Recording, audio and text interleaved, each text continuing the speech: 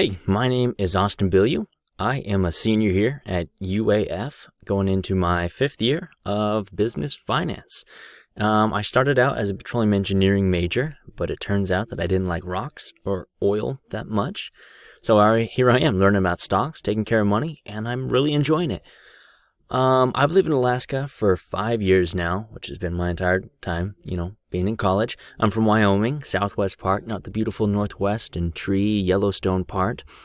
But I'm looking forward to this course. It seems like it's going to be a lot of fun. I'm a big online class taker. I don't like going to class, but I don't mind the work. So here I am. You may be wondering why I have a microphone and I'm in my closet.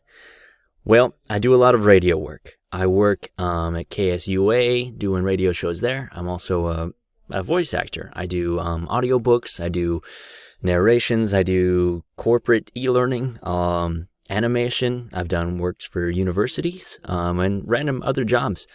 And it's a lot of fun. I really enjoy it. If I can ever turn that into a full-time career instead of a little hobby, god dang. But anyway, looking forward to the class. I think I've worked with some of you before, but we'll see.